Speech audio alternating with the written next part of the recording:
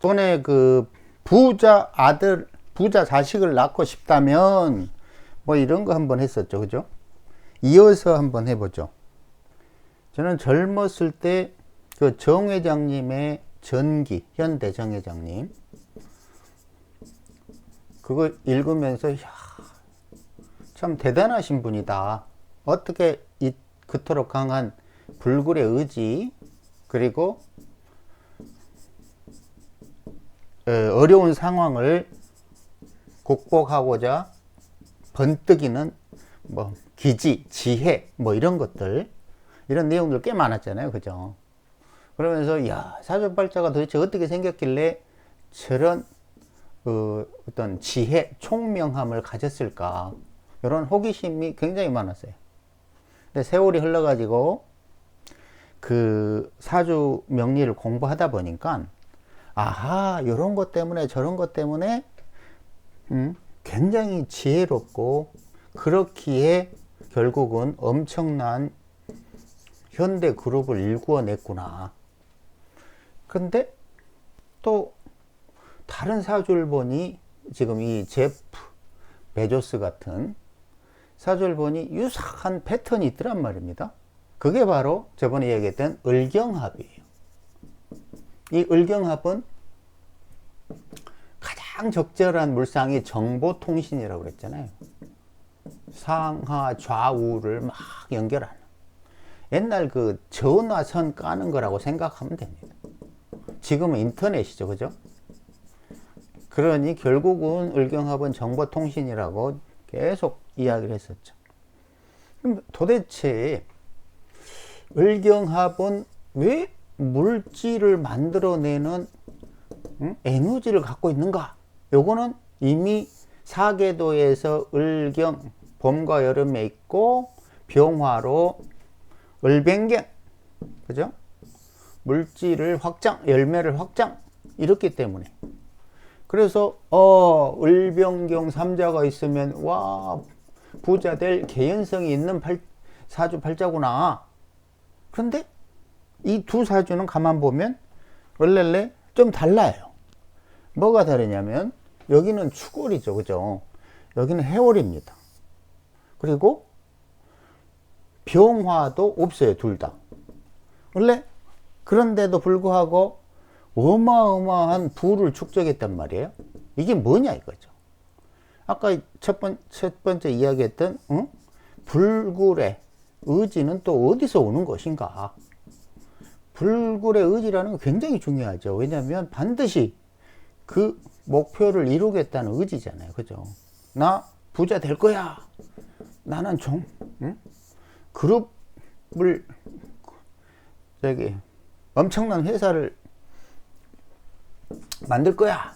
뭐 이런 꿈이 있다고 해도 뭐가 없으면, 불굴의 의지가 없으면 그냥 대부분 뻗어버리잖아요. 그죠? 근데 뭔가 불굴의 의지가 있다. 요거 두 개를 이제 한번 봐보자고요. 근데 분명한 거는 공통적으로 을경합은 분명히 보이죠. 그죠? 을경합. 그리고 여기는 이렇게 묘신합도 보입니다. 여기도 묘신합도 보이고 을경합도 보입니다. 고로 분명히 을경합이, 묘신합이 그 부를 축적하는 과정에 지대한 영향을 미쳤으면 분명합니다.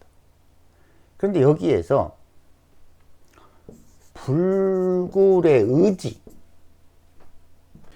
불굴의 의지가 무엇인지 생각해 볼 필요가 있는데, 그때는 반드시 우리가 신사를 고려해야 돼요. 누누이 얘기하지만 어떤 사람들은 12신사를 뭐 무시한다는 기가 막힌 얘기를 하는데, 정말 그 말 자체가 기가 막힌 거죠. 자, 묘년을 기준으로 해묘미 삼합을 하고, 그리고 삼합을 벗어난 신유술, 요거는 우리 계속 이야기한 저승사자, 겁살, 잿살, 천살이죠. 특히나 요 경신은 겁살에 해당합니다. 요 경신도 겁살에 해당합니다. 그리고 겁살 망신은 뭐가 있다고 그랬죠? 한탕이 있다고 그랬죠. 그죠? 그리고 겁살은 훨씬 더 한탕이 있다고 그랬는데, 그 이유는 인오술 삼합에서 술해, 요 겁살로 가는 과정에 이 술토 안에는 정화하고 신금 물질이 이미 있다고 그랬죠. 망신은 인묘진사 여기까지 왔지만 아직 존재감 드러내지만 아직 열매가 크진 않았다, 이런 얘기 있었잖아요. 그래서 겁살이 구조만 좋으면 뭐가 있다? 망신보다 훨씬 큰 한탕이 있다. 그런데 그 관점보다는 이 겁살에는 불굴의 의지가 있다는 거죠. 불굴의 의지. 왜냐하면 이 자연순환도에서 요 화계, 술토, 정신, 그리고 여기 해수로 넘어가면 여기가 바로 겁살이고, 이쪽이 영혼의 세계라고 그랬죠. 여기는 그 특징이 명확한 거 하나는 물질, 육체가 없습니다. 그런데 중요한 거는 가만 봐보세요. 흐름이 이렇게 장성까지 갔다가 반환에서 내려가기 시작해가지고 역마 육회 화계를 지나면 추락합니다. 추락. 특히나 육회에 여기에 구멍이 하나, 물구멍 하나 있다고 그랬죠. 여기서 이렇게 아주 추락해 버려요. 다른 거는 구멍은 없는데 육회에 구멍이 있기 때문에 그게 죽음이죠. 그리고 겁살로 갑니다. 그러면 겁살이 무슨 의미냐면 진짜 황당한 시공간에 떨어졌어요. 그래서 여기서 살아남아야 돼. 그냥 진짜 영혼의 세계라면 사람도 없고, 그렇지만 우리가 현실을 살아가는 과정의 겁살이죠. 그죠?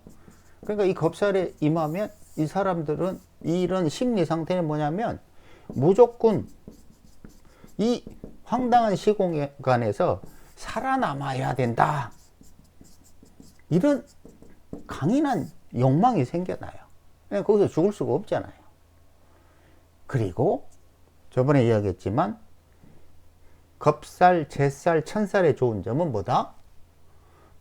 보통 인간이 볼 수 없는 귀신들, 저승사자들이나 볼 수 있는 그런 돈의 흐름, 이런 걸 볼 수 있어요. 그러니까 뭐라고 그래야 되나, 굉장히 독특한 판단력, 시각, 이런 걸 갖고 있는 거예요. 우리는 이런 식으로 이쪽을 본다 그러면 그 사람들은 다양한 각도에서 상황을 분석해 가지고 거기서 어떤 방법을 찾아냅니다. 일반인들은 도저히 찾아내지 못하는 기괴한 방법으로 옛날에 그 정 회장님도 문제들을 해결했잖아요. 그쵸? 그게 뭐냐? 이유는 뭐다? 귀신과 같아서 일반인들이 볼 수 없는 다양한 세상을 보는 눈을 그냥 가지고 태어난 거예요. 그냥 총명함을 가지고 태어난 거죠. 그렇죠? 우리가 전혀 못 보는 세상을 봅니다. 그래서 겁살, 잿살, 천살, 이 저승사자 운을 만났다. 그러면 멍청이도 갑자기 똑똑해지는 거예요. 아, 저거 더럽게 멍청하네 그랬는데 오늘 갑자기 굉장히 똑똑해진 애들 있잖아요. 응? 고등학교 때 코 올리고 공부도 더럽게 못했는데 오늘 보니까 대기업 사장이 되겠다, 이런 거 있잖아요. 응? 갑자기 23세부터 엄청 똑똑해졌어, 뭐 이런 얘기 하고 그러잖아요. 그게 꼭 현재 멍청하다고 계속 멍청한 건 아니라는 거죠. 마찬가지로 이 사주들 공통은 뭐다? 남들은 도저히 볼 수 없는 아주 독특한 세상을 볼 수 있는 능력으로 불굴의 의지를 가지고 그거를 극복해서 엄청난 사업체를 일궈 가는 거죠. 그러니까 우리가 이 두 구조를 보통의 어떤 그 부자 사주 구조로 읽으려고 해도 마땅히 읽을 만한 게 없어요. 이거 뭐 재성이 있다만에 뭐 재성이 있다만에 이런 얘기 할 거예요. 그렇잖아요. 특히나 병화도 없어요. 추골이고 해월입니다. 뭐 재성이 크다 뭐 오히려 뭐 아니잖아요. 뭐 일간이 강하다고 그럴 거예요. 용신이 좋다고 할 거예요. 그렇죠? 하지만 우리가 모르는 이런 세상을 보는 눈과 불굴의 의지를 갖고 있다. 이걸 이해를 하셔야 이 사주들이 왜 부자인가를 이해합니다.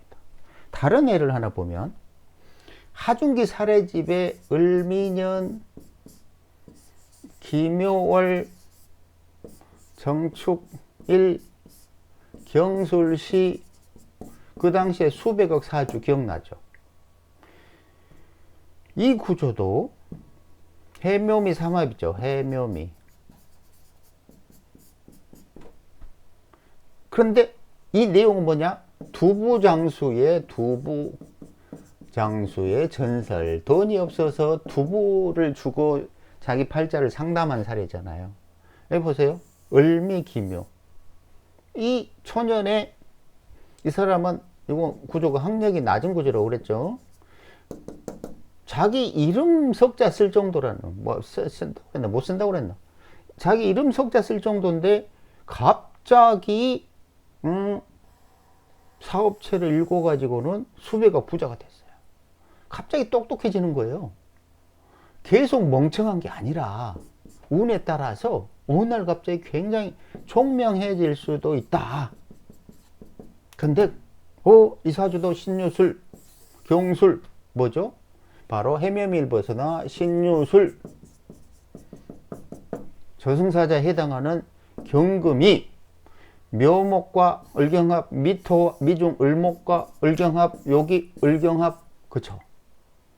그러니 우리가 생각지도 못하는 이런 방식으로 불굴의 의지를 가지고 난관을 극복하여 대단한 사업체를 일군다. 그러면 정리하면 자, 자식을 이런 류의 인간을 만들고 싶다면 뭘 활용해라? 겁살을 활용해라. 근데 무조건 겁살이 아니고 최소한 을경합으로 물질 추구라는 이 무조건 머릿속에는 돈을 어떻게 만들까 이런 생각밖에 없는 을경합의 에너지를 적극적으로 활용해라. 그래야 부모에게 꽤 많은 재산을 잘 활용해 보세요.